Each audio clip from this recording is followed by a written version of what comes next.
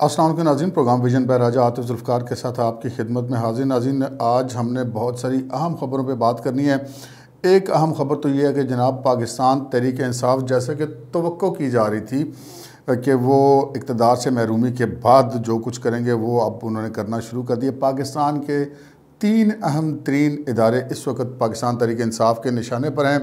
पाकिस्तान तहरीक इंसाफ क्या कर रही है और उसके जवाब में एक डॉक्ट्राइन बड़ी कामयाब हुई है। वो डॉक्ट्राइन कौन सी है जो कामयाब हुई है, जिसने पाकिस्तान तहरीक इंसाफ के हमलों की जो शिद्दत है उसको बहुत ज़्यादा मिनिमाइज़ कर दिया है। इस पर बात करेंगे। फिर जनाब एक अहम तरीन शख्सियत जिनको पाकिस्तान से बाहर जाने की इजाज़त नहीं थी, उनको पाकिस्तान से बाहर जाने की इजाज़त देने का फ़ैसला किया गया है।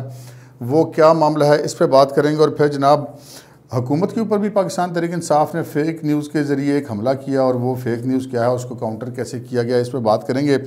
और फिर जनाब हमारे दफ्तर ख़ारजा ने ये जो साजिशी थ्योरी थी उसके हवाले से आज वो बिल्कुल खुलकर सामने आ गया, और तर्जुमान दफ्तर ख़ारजा ने एक ब्रीफिंग में बिल्कुल वाज़ेह अल्फाज़ में कह दिया कि जी अब ये साजिश का खेल बंद होना चाहिए, इससे पाकिस्तान को सिफारती तौर पर नुकसान हो रहा है, किसी किस्म की कोई साजिश नहीं हुई और अब भी इस किस्म की चीज़ें जो वो मज़ीद नहीं होनी चाहिए।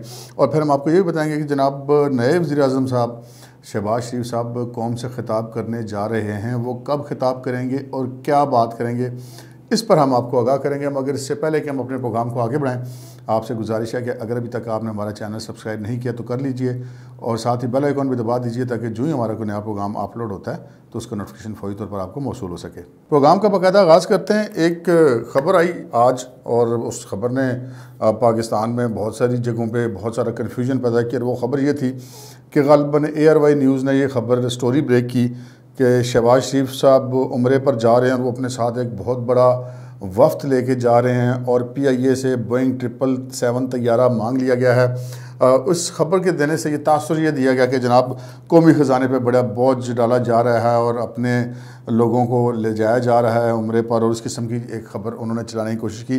हालांकि आपको याद होगा कि हमने अपने कल के और परसों के प्रोग्राम्स में ये बात आपको बताई थी कि शहबाज शरीफ अपने सियासी इत्तेहादियों जो सरबराहान हैं, पार्लिमानी लीडर्स हैं, उनके हमरा उम्रे पर जाना चाहते हैं, और उन्होंने ये कहा कि जी सब लोग मेरे साथ चलें, लेकिन जाएंगे सारे अपने ख़र्चे पर। तो वो फिर आज ये ख़बर जब चली तो फिर उसके बाद मरियम औरंगज़ेब साहबा जो वज़ीर इत्तलात भी हैं और पाकिस्तान मुस्लिम लीग नून की सेक्रेटरी इत्तलात भी हैं, उन्होंने फिर इसकी ट्विटर पर आकर वजाहत की और कहा कि ऐसी ये ख़बरें हैं ये बिल्कुल गलत हैं, ये फ़ेक न्यूज़ हैं। और उन्होंने कहा कि पहले भी शहबाज शरीफ साहब जब भी जाते थे तो वो अपने ख़र्चे पर जाते थे, अब भी वो कमर्शल प्रवास के ज़रिए ज़ाती ख़र्चे पर उम्रे पर जाएंगे, और जितने लोग भी जाएंगे वो ज़ाती ख़र्चे पर जाएंगे, इसमें से कौमी ख़जाने से कोई पैसा खर्च नहीं किया जाएगा। सो आज ये एक पहला अटैक हुआ हुकूमत पे, जिसे कहते हैं कि फ़ेक न्यूज़ के ज़रिए अटैक किया गया और कन्फ्यूजन फैलाने की कोशिश की गई। तो वो कोशिश बहरहाल फ़िलहाल लगता है कि वो नाकाम हो गई है। लेकिन जिन लोगों ने वो ख़बर देखी है कि जनाब ऐसा हो रहा है, वो आपको पता है कि मनफी चीज़ है वो बड़ी तेज़ी से ट्रैवल करती है, जबकि उसकी जो तस्हीह है वो बड़ी आहिस्तगी से जाती है। तो बहरहाल ये एक मामला हुआ है। अच्छा, यहाँ पर एक और बड़ी दिलचस्प बात हुई इस सारे मामले के अंदर, जो शहबाज शरीफ साहब वज़ीर-ए-आज़म साहब के साथ जाने वाले लोगों की जो फ़हरिस्त बनाई गई थी, उसमें पहले जो है एक रुकन कौमी असम्बली मोहसिन दावड़ का नाम शामिल था। बाद में जब वो लिस्ट रिन्यू की गई और उसमें से मोहसिन दावड़ का नाम निकाल दिया गया, और उसकी वजह ये थी कि मोहसिन दावड़ का नाम भी एग्ज़िट कंट्रोल लिस्ट में शामिल है। अब एग्ज़िट कंट्रोल लिस्ट में शामिल है तो उनका नाम ड्रॉप कर दिया गया। लेकिन उसके बाद कुछ जो हुकूमती इत्तेहाद है उसके अंदर से काफ़ी इस चीज़ पे सलाह मशवरा किया गया, बात की गई, जिसके बाद अब ये फ़ैसला किया गया है कि मोहसिन दावड़ साहब को एक दफ़ा बाहर जाने की इजाज़त जो सेक्रेटरी दाखिला का इख्तियार है वो दे सकते हैं। इसे कहते हैं वन टाइम परमिशन, अगर एग्ज़िट कंट्रोल लिस्ट में नाम हो। आपको माजी में भी याद होगा कि जुल्फ़ी बुखारी साहब जब इमरान खान साहब की हुकूमत अभी बनी नहीं थी, बनने वाली थी, तो वो भी गए थे इसी तरह उम्रे पर, तो जुल्फ़ी बुखारी साहब को एयरपोर्ट पर रोक लिया गया था, और उसके बाद खान साहब की सिफारिश पर उनको वन टाइम परमिशन दी गई थी बाहर जाने की। सो ये एक वन टाइम परमिशन का ये फ़ैसला किया गया कि मोहसिन दावड़ साहब को वन टाइम परमिशन पर अपने साथ वो उम्रे पर ले जाएंगे वो अपने खर्चे पे। और इसके हवाले से ये किया कि ये बहुत सारा सेक्रेटरी दाखिला पर नहीं डाला जाएगा, बल्कि इस सिलसिले में काबीना जो है वो एक फ़ैसला करेगी। काबीना अपने फ़ैसले से आगाह करेगी सेक्रेटरी दाखिला को, और सेक्रेटरी दाखिला काबीना के फ़ैसले की रोशनी में वन टाइम परमिशन के तहत मोहसिन दावर साहब भी उम्रे पर वज़ीर-ए-आज़म के वफ़द के हमरा जा सकेंगे। अच्छा, अब हम अगली ख़बर की तरफ आते हैं, और अगली ख़बर जो है वो ये है कि जी दफ्तर ख़ारजा ने जो है वो आज एक ब्रीफिंग दी है। आसम इफ्तिखार साहब हैं उनके जो तर्जमान, उन्होंने ये जो साजिशी थ्योरी थी जो इमरान खान साहब और उनकी पार्टी ने फैलाई थी कि जी हमें जो गैर मुल्की साजिश के तहत हुकूमत से हटाया गया, तो उन्होंने इस पर कहा कि जी तमाम तर इदारों ने इस पर बाकायदा तफ्तीश की, इंक्वायरी की, हर चीज़ में ये बिल्कुल क्लियर हो गया कि किसी किस्म की कोई साजिश नहीं हुई। कौमी सलामती कमेटी का भी इस हवाले से जो है वो वाज़े तौर पर 2 दफ़ा प्रेस रिलीज़ आ चुका है। तो उन्होंने ये कहा कि जी ये साजिशी थ्योरी जो है इसका जिक्र अब पाकिस्तान में बंद होना चाहिए, वाज़े तौर पे दफ्तर ख़ारजा ने कहा। और उन्होंने कहा कि इस किस्म की थ्योरियाँ फैलाने से अपने मुल्क के अंदर तो जो भी सियासी मकासद होते हैं, ये मैं अपनी तरफ से कह रहा हूँ, लेकिन उनका ये कहना था कि इस किस्म की सियासी थ्योरियों से मुल्क का सिफारती सतह पर नुकसान होता है। तर्जमान दफ्तर ख़ारजा ने वही बात की जो हमने अपने पिछले प्रोग्राम्स में आपके साथ की थी कि जी ये जो सफ़रा होते हैं जिस भी मुल्क में तैनात होते हैं, मुतय्यन होते हैं, वहाँ पर ये वहाँ के मुख्तलिफ़ शोबा है ज़िंदगी के लोगों से मिलते हैं, हुकूमत के लोगों से मिलते हैं, और वहाँ से उनसे गुफ्तगू करके अपनी असेसमेंट रिपोर्ट भेजते हैं, और ये एक मामूल की बात है। तो उनका ये कहना था कि उसकी वजह से फिर ये ऐसे मसाइल पैदा हो रहे हैं, पाकिस्तान की सफारती तनाई का शिकार हो रहे हैं। जो पाकिस्तान के सफारत खाने हैं, उनके वहाँ पर जो तैनात सफारतकार हैं, वो जिस भी मुल्क में तैनात हैं, उनसे लोग बात करने से घबराने लगे हैं कि जी हम इनसे बात करेंगे तो ये अपने मुल्क की सियासत में उसका इस्तेमाल शुरू कर देते हैं। सो उन्होंने ये आज बिल्कुल एक चीज़ क्लियर कट उन्होंने कर दी है। और फिर मैं अब बात करते हैं कि शहबाज शरीफ साहब जिस दिन वज़ीर-ए-आज़म बने हैं, एक मस्बत बात यह है कि अभी तक उन्होंने किसी किस्म की इंतकामी कार्रवाइयों या इंतकामी सियासत पर कोई जोर नहीं दिया। उन्होंने जो पहले दिन तकरीर भी की थी वो बड़ी कंपोज की थी, टारगेट उन्होंने अपने मुतय्यन किए थे कि उन्होंने क्या क्या अहदाफ हासिल करने हैं। जिस दिन से वो बने हैं वज़ीर-ए-आज़म, आप देख रहे होंगे कि वो मुख्तलिफ जो तरक्याती मनसूबे हैं उनकी तरफ तवज्जो दे रहे हैं। वो बलूचिस्तान गए, वो कराची गए, वो इस्लामाबाद के अंदर जैसे मेट्रो बस शुरू करवा दी, रमज़ान बाज़ारों को दौरा किया। किसी भी लेवल का काम हो, चाहे वो सी पैक के लेवल का काम हो, चाहे वो कोई अशिया खुर्द-ओ-नोश की सस्ते दामों फराहमी का मामला हो, अभी तक वज़ीर-ए-आज़म जो नॉन स्टॉप काम करते हुए दिखाई देते हैं। अल्लाह करे ऐसे ही काम करते रहे, और पाकिस्तान जो है वो ये जो क्राइसिस 2-3 किस्म के, एक माशी क्राइसिस है, दूसरा गवर्नेंस का भी क्राइसिस है पाकिस्तान में। वो गवर्नेंस के क्राइसिस और माशी क्राइसिस से पाकिस्तान तभी निकल सकेगा जब फोकस होकर काम किया जाएगा। और अभी तक हमें नहीं नजर आया कि किसी जगह पे कोई इंतकामी कार्रवाई की बात चल रही है। जो कुछ होगा, जो किसी ने किया होगा, पिछली हुकूमत ने अगर कोई करप्शन की है, कोई बद इंतज़ामी की है, या उसके किसी मामले पर किसी इदारे को, किसी मईशत को जो नुकसान पहुँचा है, जो चीज़ हमारे ज़राए का ये कह रहे हैं, अगर कोई चीज़ सामने आएगी सबूत के साथ उस पर कार्रवाई की जाएगी, लेकिन इंतकामी कार्रवाई किसी के खिलाफ नहीं की जाएगी। वरना तो वो जब से वज़ीर-ए-आज़म बने इतने दिन हो गए, पता नहीं क्या क्या कुछ हो गया। और जिस इमरान खान साहब ने आते सार अपोजिशन के खिलाफ इंतकामी कार्रवाइयाँ धड़ाधड़ शुरू कर दी थी। अब ये भी शुरू कर सकते थे, लेकिन उन्होंने ऐसा नहीं किया, जो एक बहुत अच्छी बात है और इसको सराहा जाना चाहिए। आगे बढ़ते हैं और बात करते हैं उस खबर की तरफ जो मैंने प्रोग्राम के शुरू में आपसे जिक्र की थी कि पाकिस्तान के जो 3 इदारे हैं वो इस वक्त पाकिस्तान तहरीक इंसाफ के निशाने पर हैं। जब अभी पाकिस्तान तहरीक इंसाफ की हुकूमत नहीं गई थी और अपोजिशन जो है वो तहरीक अदम एतमाद के लिए पर तोल रही थी, तो बहुत सारी सतहों पर, बहुत सारी जगहों पर ये इस चीज़ का इजहार किया जाता है, इस अंदेशे का इजहार किया जाता है कि जिस तरह पाकिस्तान तहरीक इंसाफ की बुनत है, जिस तरह इमरान खान साहब का मिजाज है, और उनकी तरफ से किस किस्म का रिस्पांस आएगा और उसको कैसे हैंडल किया जाएगा।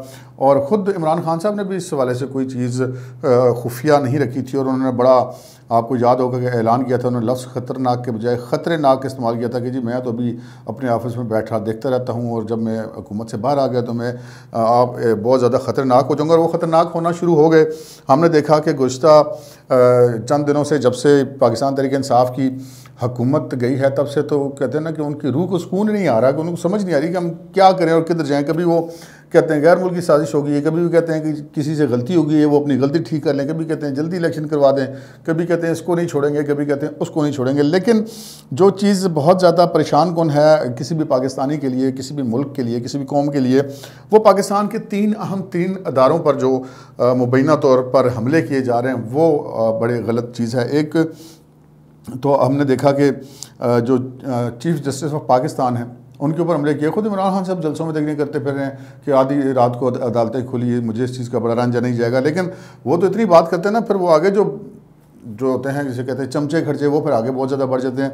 हमने देखा कि पाकिस्तान से बाहर जो एहतजाजी मुजाहरे किए गए पाकिस्तान तहरीक इंसाफ की कारकुनों की तरफ से, उन्होंने बाकायदा उन 5 जजेस की तस्वीरें लगाकर वहाँ पर, मतलब कहते हुए बुरा लगता है, लेकिन ये हुआ। अब उसको बंदा कैसे झुटलाया कि उनके जूते मारे गए उनकी तस्वीरों को। तो इस किस्म की हमले जो हैं वो आप पाकिस्तान की आला 3 अदलिया के 5 जजों की तस्वीरों को अगर मतलब इस तरह की हरकत करेंगे तो आप कितनी की इज़्ज़त करते हैं इदारों की, यहाँ से अंदाज़ा हो जाता है। वो तो एक बड़ी अंडरस्टूड सी बात है, आप किसी भी फैसले पर तनकीद कर सकते हैं, लेकिन ये तनकीद नहीं है। ये जो मैंने आपसे जिक्र किया कि इस किस्म की वीडियोज़ हैं, हम तो वो वीडियोज़ इस प्रोग्राम में चला भी नहीं सकते, इस तरह की वो वीडियोज़ हैं। और वो फिर सारा कुछ हो रहा है। अदलिया इस वक्त अंडर फायर है, और अदलिया के साथ मामला ये है कि चाहे वो चीफ़ जस्टिस हो, चाहे वो दीगर जज साहिबान हो, वो किसी सियासी हमले का या इस किस्म के हमलों का जवाब नहीं दे सकते। उनका जो मनसब है उसका तकाजा है कि वो खामोश रहें, और वो उनके फ़ैसले बोलते हैं, और फैसले बोलते हुए नज़र आ रहे हैं। वो पाकिस्तान तहरीक इंसाफ जो 8 सालों से केस लटका रही थी फ़ॉरेन फंडिंग केस का, वो एक दफ़ा फिर हाई कोर्ट में गई थी असद उमर के साथ कि जी वो 30 दिन के अंदर फैसले का हुक्म वापस लिया जाए, और उनको वक्ती तौर पर रिलीफ मिल गया है। जो इस्लामाबाद हाई कोर्ट का डिवीजन बेंच है, उन्होंने उनको ये रिलीफ दे दी है, वो 30 दिन वाली शर्त ख़त्म कर दी है।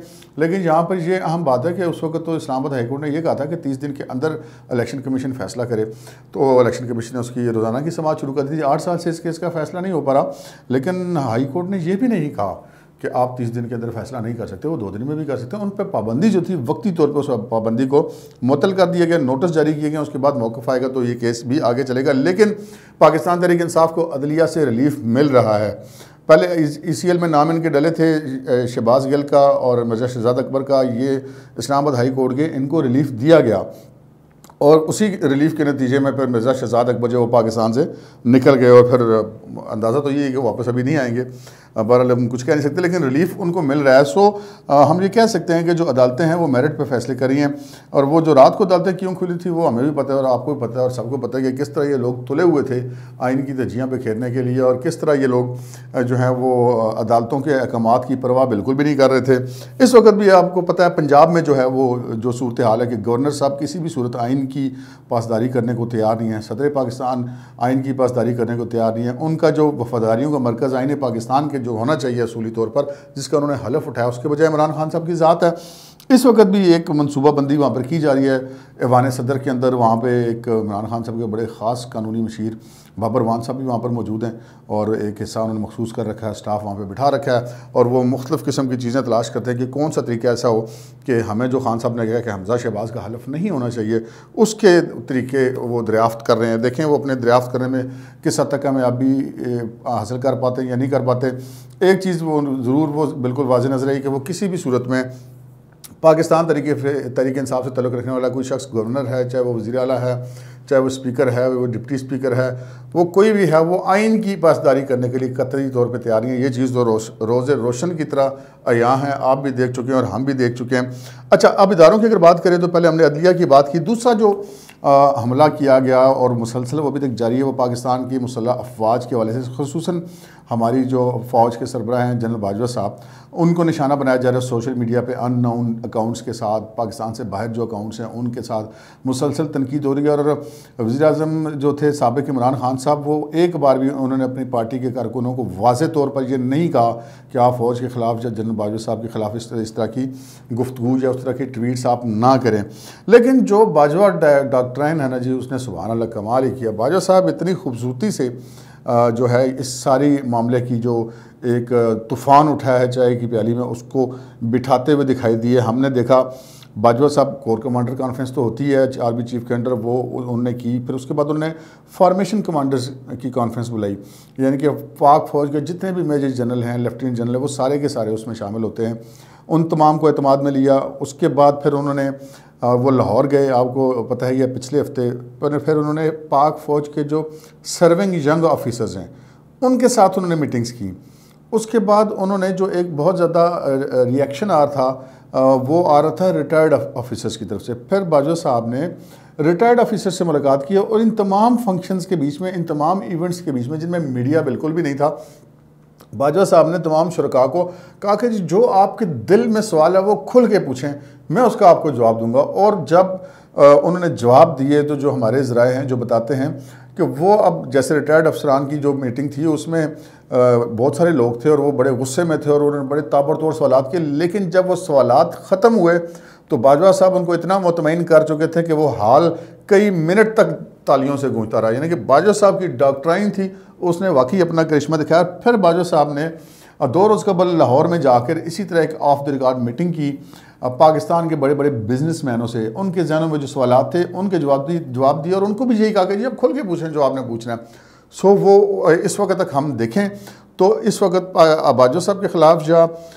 जो पाकिस्तान आर्मी के ख़िलाफ़ जो जिस किस्म की प्रोपेगेंडा मुहिम पाकिस्तान के अंदर या बाहर से चलाई जाती, उस पर वो बड़ी हद तक बाजवा डॉक्ट्राइन जो है वो काबू पाने में कामयाब हो चुकी है और कामयाब मज़ीद भी होती हुई दिखाई दे रही है। अब जो चंद लोग रह जाएंगे फिर वो कहते हैं कि लातों के भूत बातों से नहीं मानते, फिर उन लोगों के खिलाफ कानूनी कार्रवाई होगी।